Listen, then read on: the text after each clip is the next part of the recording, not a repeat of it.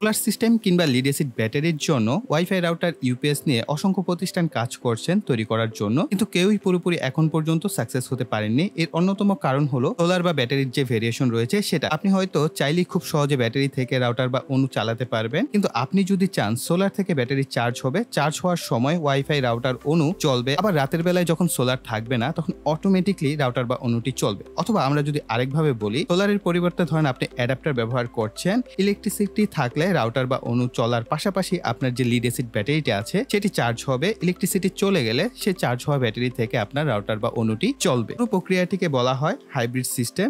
বলতে পারেন আমি এর নাম দিয়েছি wifi router hybrid UPS system. প্রিয় ভাইরা, বুঝতেই পারছেন খুবই চমৎকার একটি ভিডিও হতে যাচ্ছে। তার জন্য অবশ্যই মনোযোগ সহকারে ভিডিওটি দেখবেন এবং ভিডিওর বিভিন্ন অংশে কিন্তু বিভিন্ন ধরনের ইনফরমেশন রয়েছে যেগুলো আপনাদের বিভিন্ন কাজে লাগতে পারে। তো চলুন আর কথা না বাড়িয়ে ভিডিওটি শুরু করা যাক। JLC PCB provides easy, affordable and reliable PCB and PCBS solution, empowering electronics engineer to develop project efficiently. 19 years of PCB manufacturing expertise since 2006, running 5 cutting-edge in-house factories, serving over 6 million engineers in 180 plus countries and region. JLC PCB তে রয়েছে easy order প্রক্রিয়া, যার ফলে কোনো effort ছাড়াই PCB board order করতে পারবেন। আপনার তৈরি গার্ডওয়ার ফাইলটি গেট ইনস্ট্যান্ট থেকে কোড করুন, মাত্র 1 মিনিটে অর্ডার সম্পূর্ণ করুন। এটা এতটাই সহজ যে অনলাইন শপিং করার মতন। JLC PCB তে রয়েছে PCB customizations, component sourcing, stencil manufacturing and high precisions assembly, all in one place. JLC PCBতে প্রতিটি step trackable, real time prototype থেকে বেস প্রোডাকশন পর্যন্ত ট্র্যাক করতে পারবেন। 1 থেকে 8 লেয়ার পিসিবি বোর্ড অর্ডার করতে পারবেন শুধুমাত্র $2। যদি লার্জ স্কেলে প্রোডাকশন করা হয় তাহলে এর যে কস্ট কমে সাধ্যের মধ্যে চলে আসবে। Quality and lead time is reliable, all-in-one house production, ensuring quality stability and strict quality control in every process, rapid turnaround, lightning fast PCB production in just 24 hours.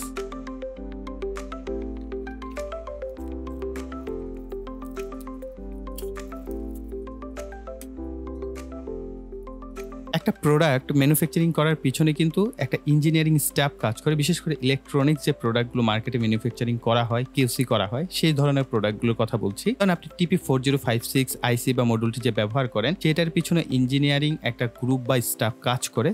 ধরেন চায়নার একটি কোম্পানিও আছে, সেটার পিছনে কাজ করে থাকে। এরপরে আমরা সেই প্রোডাক্টগুলো এতটা কম্প্যাক্ট আকারে আমাদের হাতে পাই। এখন এই কথা বলার অর্থ হচ্ছে যে ভাই, আমি যে আমার প্রোডাক্টগুলো তৈরি করি এক্ষেত্রে আমার কোনো সহযোগী নাই, আমার একাই সমস্ত কাজ করতে হয়। এটার গবেষণা থেকে শুরু করে এটার যাবতীয় জিনিস ইমপ্রুভমেন্ট বা কোথায় কি সমস্যা হলো বা এটা কিভাবে সলভ করা যায়, সমস্ত বিষয় কিন্তু আমাকে একাই করতে হয় এবং আমার হাতে খুবই সময় লিমিটেড থাকে, কারণ আমাকে বিভিন্ন কাজে আমার সারাদিনের সময়টাকে ভাগ করে আমাকে কিন্তু চলতে হয়। সেই হিসেবে আমি চাইলে একটা প্রোডাক্টের পিছনে একটানা সময় দিতে পারি না। হয়তোবা একটানা সময় দিতে পারলে সেই প্রোডাক্টটা খুব সুন্দরভাবে ইমপ্রুভ করে আপনাদের কাছে দিতে পারতাম। আরেকটা বিষয়, একটা প্রোডাক্ট কখনোই আপনার সমস্ত চাহিদা পূরণ করতে পারবে না। বিশেষ করে এই ওয়াইফাই রাউটার ইউপিএস সিস্টেমের যে জগৎটা আসছে, এই জগৎটাই দেখেন অনেকেই কাজ করছে কিন্তু ওইরকম ইমপ্রুভমেন্ট নাই। এবং ওয়ার্ল্ড ওয়াইড যদি আপনি দেখেন ওয়াইফাই রাউটার ইউপিএস এর কম্প্যাক্ট তেমন কোনো মডুল পাওয়া যায় না। আর যেগুলো পাওয়া যায় সেটাও কিন্তু আপনার চাহিদা পূরণ করতে পারে না। এইটার পিছনে মূল কারণ কি? এটার পিছনে মূল কারণ হচ্ছে ব্যাটারির ভেরিয়েশন আছে। এখন আপনি সোলার সিস্টেমে ব্যবহার করবেন, আপনার সোলারের ভেরিয়েশন আছে। লিড অ্যাসিড ব্যাটারি আপনি ব্যবহার করবেন,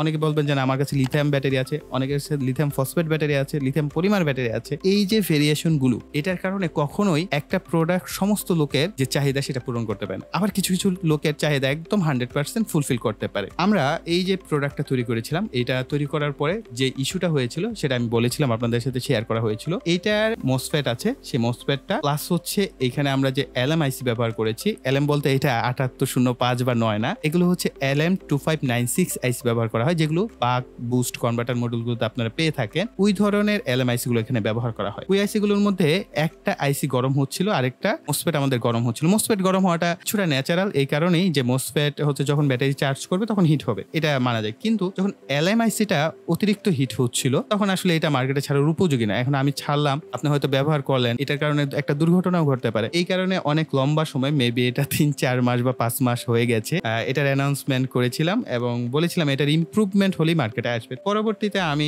এখানে ইমপ্রুভমেন্ট আনি। পিসিবি একই, কিন্তু এইখানে কম্পোনেন্টের বেশ কিছু চেঞ্জেস করা হয়েছে। দেখলাম যে আমি এখানে যদি কিছু চেঞ্জ করি তাহলে এটার ইমপ্রুভমেন্টটা হয়, কমে চলে আসছে। আলহামদুলিল্লাহ এখন বেশ ভালো পারফরমেন্স করছে। হিট হচ্ছে, যখন ব্যাটারি চার্জ করবেন তখন হিট হচ্ছে। এটারও তো লিমিটেশন আছে। আমাদের এই সার্কিটের 3টা আউটপুট রয়েছে, যথাক্রমে 5 ভোল্ট, 9 ভোল্ট এবং 12 ভোল্ট, অর্থাৎ এটা 5, 9 এবং 12। এখানে ইনপুট আপনারা দিতে পারবেন হচ্ছে 14.4 ভোল্টের মতো। সোলার ব্যবহার করেন তাহলে মেবি, আমার কাছে এই মুহূর্তে আসলে সোলার নাই, এই কারণে আমি আসলে টেস্ট করতে পারিনি। তারপরও আমাদের কাছে যেহেতু ভেরিয়েবল অ্যাডাপ্টার আছে, আমরা মানটা ভেরি করে দেখবো আমাদের আউটপুট ভোল্টেজটা ফিক্সড থাকে কিনা। হ্যাঁ, এখানে অ্যাডাপ্টার ভোল্টেজ দেখতে পাচ্ছেন 14.4 ভোল্ট পর্যন্ত আপনি অ্যাডাপ্টার ভোল্টেজ ব্যবহার করতে পারবেন, যেটা লিড অ্যাসিড ব্যাটারিকে চার্জ করার জন্য আদর্শ। সেই অনুযায়ী কিন্তু আমাদের এখানে পুরো সিস্টেমটাকে করা হয়েছে। তো আমরা যে কাজটা করবো এখন, প্রথমে হচ্ছে এখানে অ্যাডাপ্টার কানেকশন করে দেখি আমরা আমাদের ইনপুট ভোল্টেজটাকে যদি ভেরি করি আমাদের আউটপুট ভোল্টেজটা ফিক্স থাকে কিনা। অ্যাডাপ্টার হিসেবে 5 এম্পিয়ারের যে চাইনিজ অ্যাডাপ্টারটা পাওয়া যায় সেটা আমি ব্যবহার করছি। এটা এখন আর 3 এম্পিয়ার পাওয়া যায় না, সো দেখতেই পাচ্ছেন আমারটা হচ্ছে 5 এম্পিয়ার। এম্পিয়ারটা অনেক আগেই নষ্ট হয়ে গেছে, যার কারণে 5 এম্পিয়ারে কনভার্ট হতে হয়েছে। আমরা এটা ব্যবহার করে এটাকে ইনপুট দিচ্ছি। আউটপুটে হচ্ছে আমি মিটারের সাথে এই ধরনের কানেক্টর ব্যবহার করছি। এখন আপনার অ্যাডাপ্টারের ভোল্টেজ দেখতে পাচ্ছেন 14.2 ভোল্ট। সাপোজ এটা যদি সোলার হয় তাহলে এটার ভোল্টেজ কি আরো বাড়তে পারে, তাই না? ধরেন এটার ভোল্টেজ বেড়ে কত হতে পারে, 16-17 ভোল্ট। তবে আমি আপনাদেরকে রিকমেন্ড করব, যদি আপনারা সোলার ব্যবহার করেন অবশ্যই একটা বাক কনভার্টার ব্যবহার করে সেটাকে যদি আপনি কমিয়ে 14 ভোল্ট বা 15 ভোল্টের মধ্যে রাখেন, আই থিঙ্ক আমাদের এই মডুলটা বা সার্কিটটা সেফ থাকবে, প্লাস আমাদের যে আউটপুট লোডগুলো আছে সেগুলো সেফ থাকবে। দেখেন 16 ভোল্টের উপরে দিয়েছি, আরো বেশি উপরে দেওয়া যাক, 17 ভোল্ট দিয়েছি, এখনো ফিক্সড আছে। আমি 17.6 ভোল্ট দিলাম, ঠিক আছে? এটা দিয়েও কিন্তু চলছে। আবার অনেক ক্ষেত্রে যেটা হয়, আপনারা যারা হাইব্রিড সোলার সিস্টেম ব্যবহার করে তাদের কিন্তু এত ভেরিয়েশন হয় না, ফিক্সড ভোল্টেজ থাকে, 14 ভোল্ট বা 15 ভোল্টের মতো ফিক্সড থাকে। আপনি সেটা হচ্ছে সূর্যের আলো কম হোক বা বেশি হোক, সে নির্দিষ্ট একটা ভোল্টেজ কিন্তু দেয়। ওই ধরনের সোলার হলে এই ধরনের সার্কিট পারফেক্ট, আপনি কোনো অসুবিধা নেই, ব্যবহার করতে পারবেন। কিন্তু সস্তা বা কম দামি যেগুলো আছে, খুব বেশি ভেরিয়েশন করে বা ছোট সাইজের সোলার প্যানেল, সেগুলো আসলে খুব সমস্যা। আর সোলার প্যানেল অবশ্যই অতটুকু ক্যাপাসিটি থাকতে হবে, সেটা যেন অন্তত 5 থেকে 7 এম্পিয়ার ফিক্সড ভাবে আউটপুট দিতে পারে, ওই ধরনের সোলার আপনি ব্যবহার করতে পারবেন। তাহলে আপনি সোলার থেকে সরাসরি চাইলেও আপনার লোডটাকে ব্যবহার করতে পারছেন এবং আপনার ব্যাটারিও চার্জ হচ্ছে। তারপর আমরা দিলাম যে এটা 10 ভোল্টের মতো চলে আসতে পারে বা 9 ভোল্টও চলে আসতে পারে। এই যে দেখেন আমরা 11 ভোল্ট দিয়েছি, আমাদের আউটপুট কিছুটা কমেছে। তো আমরা আরেকটু কমাই, 10.8 ভোল্ট, ঠিক আছে? আমরা আরেকটু কমিয়ে দেখি 10 ভোল্ট। এখন দেখেন 10 ভোল্টও 12.28 ভোল্ট, অর্থাৎ 12.3 ভোল্ট এখন পর্যন্ত আছে, বা আমরা ধরতে পারি 12.2 ভোল্টে আছে। অ্যাকুরেটলি আমরা আউটপুটটা পাচ্ছি যদি আমাদের সোলার ব্যবহার করি। এখন সোলার সিস্টেম আমার কাছে আসলে বড় সাইজের সোলার নেই, আমার কাছে যে সোলার আছে সেটা আউটপুট দিতে পারে 1 এম্পিয়ারেরও অনেক কম। এই কারণে আমি সেটা দিয়ে টেস্ট করতে পারছি না। যদি টেস্ট করতে পারতাম তাহলে আমি আপনাদের কনফিডেন্ট সহকারে বলতে পারতাম হ্যাঁ ভাই 100% কাজ করবে। এই কারণে আপনাদের কাছে যাদের সোলার সিস্টেম আছে তারা অবশ্যই আমাদের যে পেজ আছে পেজে নক করবেন, তাদের সাথে আমি কথা বলে হয়তোবা 2-1টা রিভিউ ইউনিট তাদের কাছে আমি হয়তো পাঠাবো। পাঠানোর পর তারা আমাকে সঠিক রেজাল্টটা জানাতে পারবেন যে হ্যাঁ ভাই যদি আপনি পারফেক্টলি কাজ করছে বা কাজ করে নাই। অর্থাৎ কিউসি টেস্ট আমাকে এইভাবেই করতে হচ্ছে। তো এইভাবে যখন কিউসি টেস্ট আমাদের হয়ে যাবে, এরপর আপনারা মার্কেট হয়তো এই প্রোডাক্টটা পেতে পারেন। তো যাই হোক, আমরা 12 ভোল্ট দেখলাম, তো এখন বাকি ভোল্টেজগুলো একটু চেক করা দরকার না, যে 9 ভোল্টের কি অবস্থা।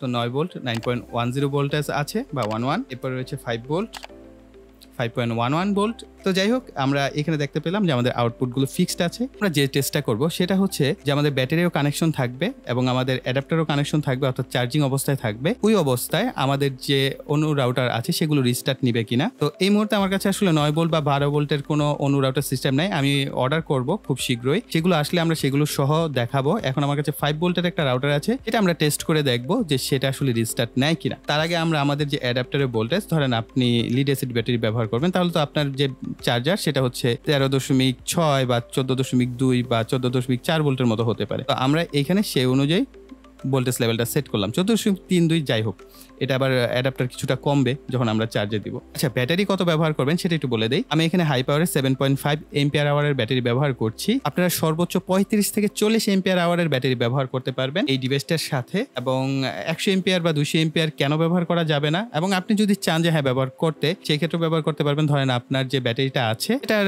চার্জিং কন্ট্রোলার আছে, চার্জ কন্ট্রোলার আছে, ঠিক আছে? এখন আপনি সেই ব্যাটারি থেকে একটা রেফারেন্স নেবেন এবং আপনি সোলার থেকে চিকন দুইটা তার দিয়ে একটা রেফারেন্স নিতে পারেন, সেটা আপনি এখানে ইনপুট দিলেন, সেক্ষেত্রে আপনি 200 ভোল্ট দিয়েও ব্যবহার করতে পারবেন। আবার ধরেন আপনি ইলেকট্রিসিটিতে ব্যবহার করতে চাচ্ছেন, আপনার চার্জারের যে আছে সেখান থেকে দুইটা এক্সট্রা তার বের করতে হবে, একটু মানে ঝামেলা করতে হবে, তখন হচ্ছে আপনি জাস্ট সেন্সর হিসেবে আপনি এখানে অ্যাডাপ্টারটা ব্যবহার করবেন। আর ব্যাটারি তো আপনার কন্ট্রোলারই চার্জ করবে, তাই না? তখন আপনি ব্যাটারি থেকে এখানে ব্যাটারি কানেকশনগুলো দিয়ে দিবেন, তাহলে আপনার অন্য রাউটার অটোমেটিকলিও চলবে। যদি আপনি চান যে না এই সার্কিট থেকেই চার্জ হবে, এখানে কিন্তু কোনো অটো কাট নাই, সার্কিট থেকে জাস্ট চার্জিং পোর্ট অ্যাডাপ্টার থেকে চার্জার সরাসরি কানেকশন হবে। এই ক্ষেত্রে যদি চান যে না আপনি এই পুরো এই সার্কিট হয়ে চার্জ হবে, সেই ক্ষেত্রে আপনি সর্বোচ্চ 35 থেকে 40 এম্পিয়ার ব্যাটারি ব্যবহার করতে পারবেন। তবে এই ধরনের ইউপিএস এর যে ব্যাটারিগুলো আছে এগুলো কিন্তু ছোটখাটো সোলার সিস্টেমে ব্যবহার করা হয়, আপনি এগুলো অনায়াসে ব্যবহার করতে পারবেন, এইগুলো ব্যবহার করতে কোনো অসুবিধা নেই। বি প্লাস এবং বি মাইনাস লেখা রয়েছে, এখানে হচ্ছে ব্যাটারির কানেকশনটা করতে হবে। এই সার্কিটে না ইমপ্রুভমেন্টের কিন্তু অনেক অংশ রয়েছে। আমাদের এখানে কোনো এলইডি বাতি নাই, অর্থাৎ ইন্ডিকেটর বাতি নাই, যার কারণে আমরা সহজে বুঝতে পারছি না যে আমাদের এখানে ব্যাটারি কানেকশন আছে কিনা, আমাদের সার্কিটটা পাওয়ার পেয়েছে কিনা। এখানে আমরা পরবর্তীতে এটার আপডেট করব, যখন আমরা এটার আপডেট কোনো মডিউল অর্ডার করব বা সার্কিট অর্ডার করব। তো এখানে আমরা আউটপুটটা চেক করি, অ্যাডাপ্টারটা অফ করে দেখি আউটপুট ঠিকঠাক থাকে কিনা। এখন হচ্ছে ব্যাটারি থেকে চলছে এবং আমরা পাওয়ার দিয়ে দিলাম। এখন আমাদের অ্যাডাপ্টার থেকে চলছে, অর্থাৎ আমাদের ব্যাটারিও চার্জ হচ্ছে, পাশাপাশি আমাদের আউটপুট লোডও চলছে। যে রাউটারটা আছে আমার, সেটা আমি ব্যবহার করব। রাউটার বা অনুটি থাকবে, সেটার পিছনে আপনি লেখা দেখতে পাবেন যে সেটা আপনার কত ভোল্ট বা কত এম্পিয়ারে চলে। কেবলটাকে আমি এখানে ইনপুট করে দিচ্ছি, এটা রাখার আসলে জায়গা নাই, আমি তাই ব্যাটারিটার উপরে রাখছি, তাহলে আপনারা ক্লিয়ারলি দেখতে পাবেন যে কি ঘটছে। আমরা এখানে 5 ভোল্ট থেকে আউটপুটটা কানেকশন করে দিব। এখন আপনারা দেখতে পাচ্ছেন আমাদের যে রাউটারটি আছে এটি পাওয়ার অন হয়েছে এবং ডাব্লু ল্যান যেটা আছে সেটাও কিন্তু অ্যাক্টিভ অবস্থায় আছে। ধরেন এখন আমাদের ইলেকট্রিসিটি হঠাৎ করেই চলে গেল, আমাদের কি ডিভাইস রিস্টার্ট নেয় না, ধরেন আবার ইলেকট্রিসিটি চলে আসছে, আমাদের ডিভাইস কিন্তু কোনো প্রকারের রিস্টার্ট নেয় নাই, সে কিন্তু খুব সুন্দরভাবে অনায়াসে চলছে। এখন ধরেন সাপোজ যদি এটা রিস্টার্ট নেয়, আমরা এই কেবলটাকে খুলে এবং কানেকশন করি, তাহলে এই যে এই ধরনের আচরণ করবে। প্রথমে ওয়ান আসবে, তারপর ডাব্লু ল্যান আসবে, এবং ডাব্লু ল্যান আসতেও কিন্তু বেশ কিছুটা সময় লাগে। তো দেখেন এখনো আসে নাই, একটু পরে আসবে। এই যে ডাব্লু ল্যানটা এসেছে, এটা আসতে কিন্তু যে কোনো রাউটারেরই একটু সময় লাগে, যার ফলে যদি আপনার ইউপিএস সার্কিটটা রিস্টার্ট নেয়, সাথে সাথে আপনার মোবাইলটা ডিসকানেক্ট হয়ে যাবে। আবার কানেক্ট হতে বেশ 15 সেকেন্ড, 20 সেকেন্ড বা 30 সেকেন্ডের মতো সময় লেগে যায়, কোনো কোনো ক্ষেত্রে 1 মিনিটের মতো লেগে যায়। তো এই কারণে আমাদের রিস্টার্ট হয় কিনা সেটা দেখা ইম্পর্টেন্ট ছিল। আমরা আরেকবার দেখাচ্ছি, ধরেন আমাদের এইখানে অ্যাডাপ্টারের দিকে দেখেন বন্ধ হয়ে গেছে, আমাদের রাউটার কোনো রিস্টার্ট নেয় নাই, আবার চলে আসছে আমাদের রাউটার কোনো প্রকারে রিস্টার্ট নেয় নাই।